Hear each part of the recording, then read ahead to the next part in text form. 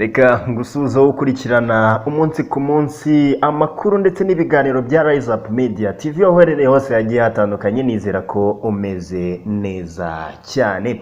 Umunsi ku munsi tubana na Rise Up Media Training Center. Iki ni ikigo kigufasha wowe ukeneye kumenya amasomo agiye atandukanye y'ikoranabuhanga, abakeneye kwiga photography, abakeneye kwiga filmmaking, abakeneye kwiga software development ndetse n'ibindi bigiye bitandukanye byose birebana n'ikoranabuhanga.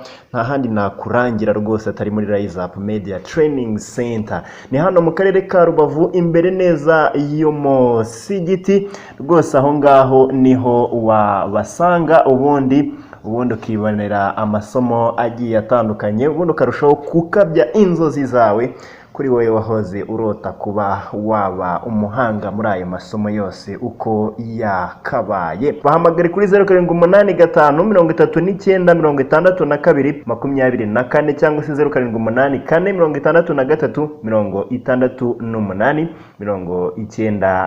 0784363896. Reka nguhe ikaze muri aya makuru. Rero ni amakuru agiye atandukanye aba hari cyangwa se acaracara ku mbuga zigiye zitandukanye, yaba hano mu Rwanda ndetse no hanze yarwo. Reka kwikubitiro duhite twerekeza muri Repubulika ya Demokarasi ya Kongo. Hari kuvugwa amakuru menshi agiye atandukanye. Uwitwa Nsanzimana Innocent uzwi nka Major Yefuta muri FDLR yaraye arashwe n'ingabo za M23 mu mirwano yabaye mu ijoro rishyira kuri uyu wa kabiri, yahuje ingabo za leta ya Repubulika Iharanira Demokarasi ya Kongo FARDC n'inyeshyamba za M23. Major Yefuta yari umuyobozi wa batayo muri FDLR imaze imyaka isaga 25 mu mashyamba ya Kongo. Hashize iminsi havugwa ko inyeshyamba za FDLR zifasha FARDC mu kurwanya M23 guhera mu kwezi gushize. Iyi mirwano Nsabimana yaguyemo yabereye i Bugusa muri Jomba, teritwari ya Rucuru mu ntara ya Kivu y'Amajyaruguru, nkuko amakuru yizewe igihe dukesha iyi nkuru ifite abyemeza.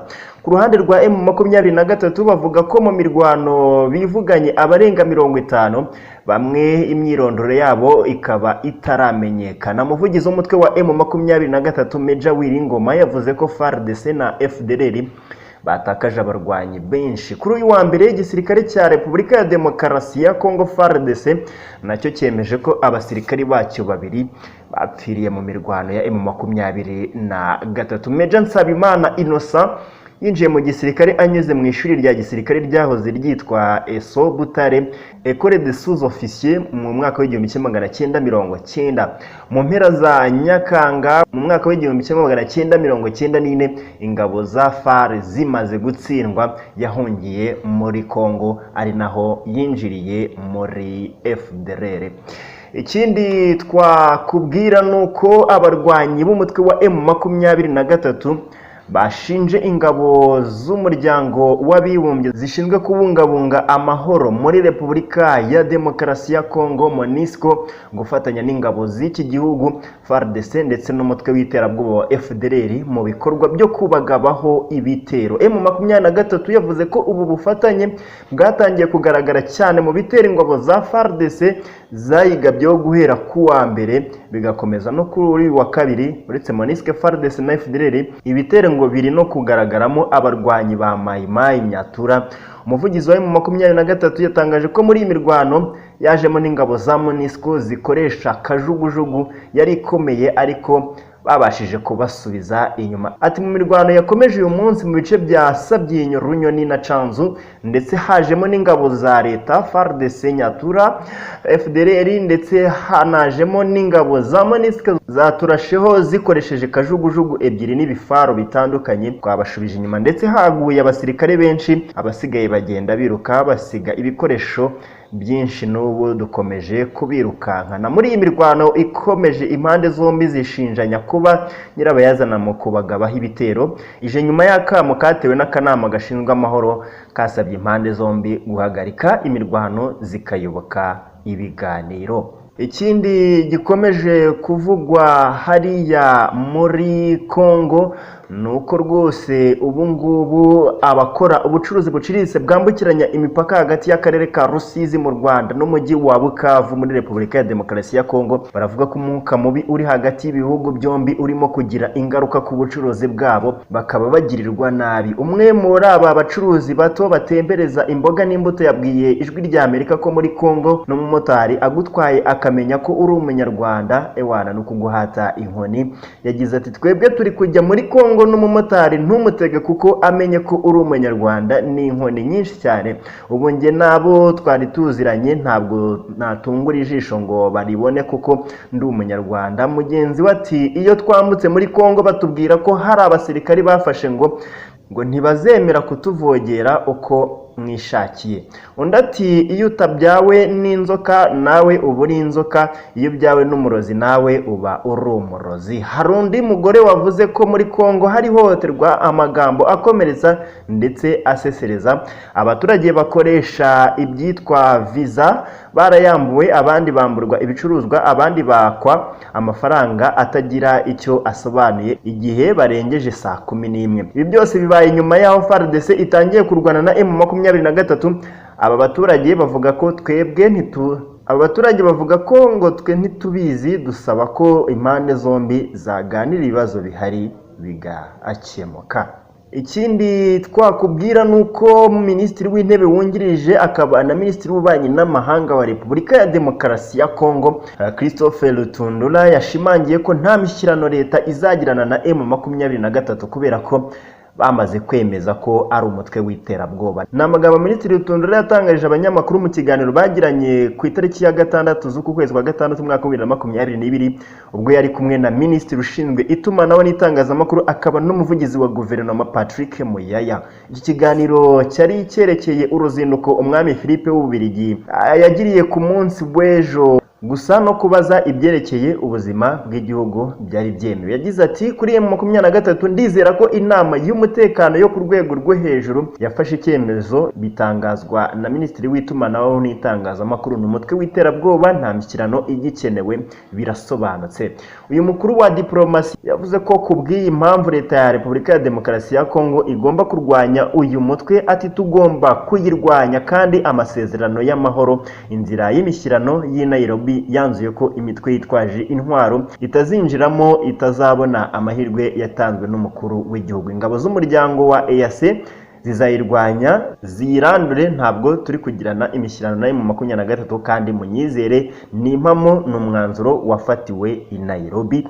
Ahubwo ngo ibiganiro bizabaho nibyo hagati ya leta ya Repubulika ya Demokarasi ya Kongo n'uwo ishinja gufasha M23. Yabivuze ati ibiganiro biri kubaho uyu munsi nibyo abafasha M23 kandi tugomba kwerekana ko bitemewe. Turi kuganira n'umuntu wagiye gutaburura M23 akayihindura virusi ishaka guhungabanya inzira ya Nairobi. Leta ya Repubulika ya Demokarasi ya Kongo yaratangiye ibiganiro n'imitwe yitwaje intwaro i Nairobi tariki ya 22 Mata umwaka wa 2022, ariko M23 yirukanwamo hashingiwe ku ibwirizwa rya Perezida Felix Tshisekedi ishinjwa kugaba ibitero ku birindiro by'ingabo, nubwo yabihakanye igasobanura ko ahubwo arizo zayigabyeho igitero. Ariko mu nama y'akanama k'umuryango w'abibumbye gashinzwe umutekano yabereye i New York tariki ya 31 Gicurasi uyu mwaka wa 2022 na Minisitiri Lutundula yitabiriye abahagarariye ibihugu birimo Kenya, Ubufaransa, Ireland,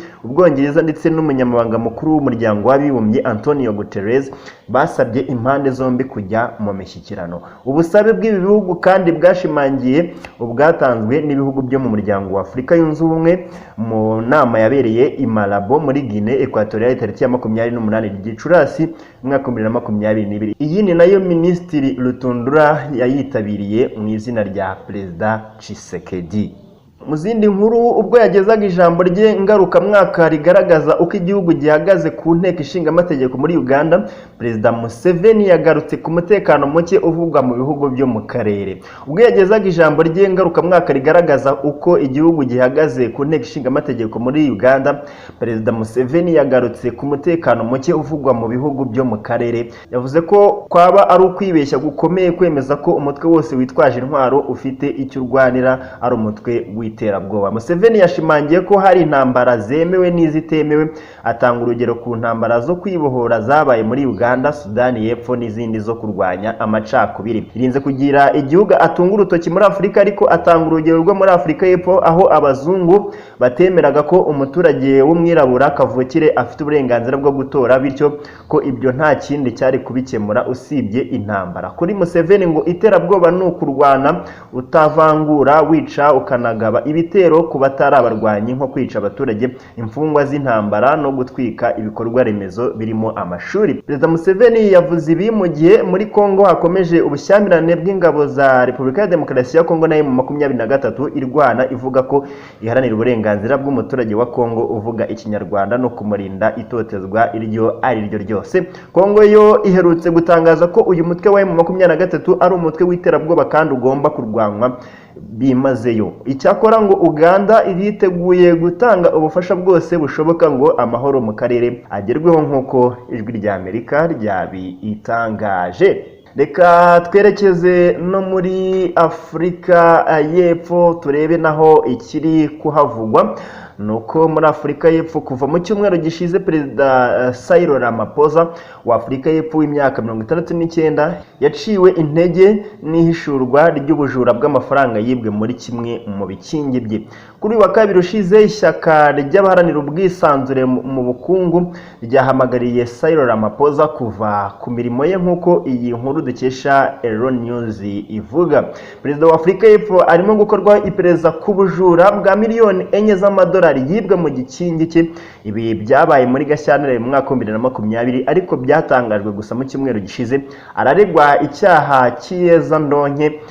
Cyril Ramaphosa afite ibice by'ibikingi by'imikino yo guhiga bikoreshwa mu kwinjiza amafaranga mu buryo butemewe n'iyezandonke. Ntabwo bitangaje kuba inoti za miliyoni 60 z'amadolari zaribwe mu mutungo wa Cyril Ramaphosa, kandi ntibitangarizwe abashinzwe umutekano muri Afurika y'Epfo, kubera ko abagizi ba nabi badatangaza ubujura bw'imbuto zavuye mu byaha byabo. Ibi bikaba byavuzwe na Julius Malema, umuyobozi w'iri ishyaka ry'abaharanira ubwisanzure mu bukungu. Cyril Ramaphosa we avuga ko yabimenyesheje umuyobozi w'umutekano we wananiwe kumenyesha abapolisi. Ntabwo bihagije guturisha abatavuga rumwe n'ubutegetsi bibwira ko perezida yatakarijwe icyizere cyose. Julius Malema yagize ati, inshuti zo muri Afurika y'Epfo twahaye Cyril Ramaphosa amahirwe yo kwigaragaza, yarananiwe bibabaje. Tuzamufata nk'uko twabigenje kuri Zuma, agomba guhita ava ku mirimo ye kuko yishe indahiro ye. Ishyaka riharanira demokarasi no kurengera ibidukikije naryo ryasabye Cyril Ramaphosa gufata ikiruhuko mu gihe iperereza rigikorwa.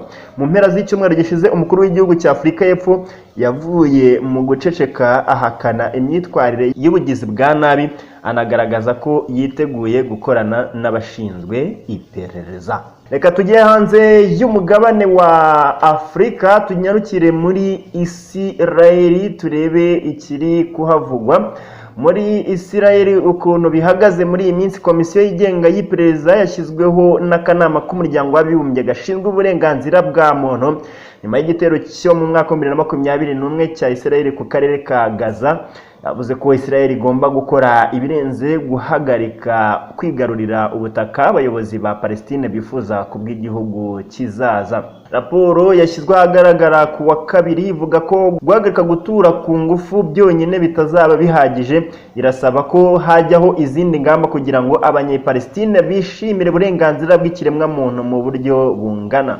Nk'uko tubikesha Al Jazeera, raporo itanga ibimenyetso byerekana ko Isirayeli idafite umugambi wo guhagarika kwigarurira ubutaka bwa Palestina. Isirayeli ikomeje kugenzura byimazeyo icyo raporo yita ubutaka bwa Palestine bwigaruriwe, harimo na Yerusalemu y'Iburasirazuba yafashwe na Isirayeli mu ntambara y'umwaka w'1967, nyuma ikomekwa mu ntambwe itarigeze yemerwa n'umuryango mpuzamahanga. Komisiyo yavuze ko guverinoma ya Isirayeli yagiye ikora ku buryo ikandamiza abanyapalestina ahubwo ikarinda abanyayisiraheli batuye ku ngufu mu butaka bwabo. Ivuga ko itegeko rya Isiraheli ryima ubwenegihugu abanyapalestina bashyingiranywe n'abenegihugu ba Isiraheli. Raporo ivuga ko Isiraheli iha abenegihugu ba Palestina bo muri Israel stati uburenganzira no kurindwa n'amategeko bitandukanye n'iby'abandi. Kugeza ubu abanyayisiraheli barenga 7,000 batuye mu midugudu yo muri West Bank na Yerusalemu y'Iburasirazuba, iwabo w'abanyapalestina barenga 3,000,000.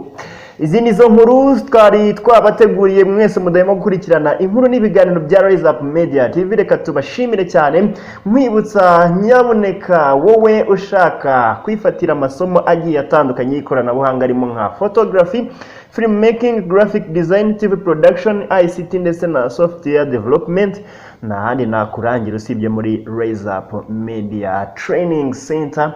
Ni hano mu karere ka Rubavu. Nyaboneka amarembo arafunguye, nawe ni karibu kwiga rwose, amasomo yaratangiye kandi bakira ababagana bakabaha serivisi zitandukanye kuva ku wa mbere kugeza ku cyumweru, kuva ku isaha y'isa moya rwose serivisi ziba zatangiye gutangwa. Ni karibu rwose, ubundi mwirongere amasomo y'ubumenyi ngiro muzakoresha hanze aha muhatana ku isoko ry'umurimo. Mukomeze mugire ibihe byiza.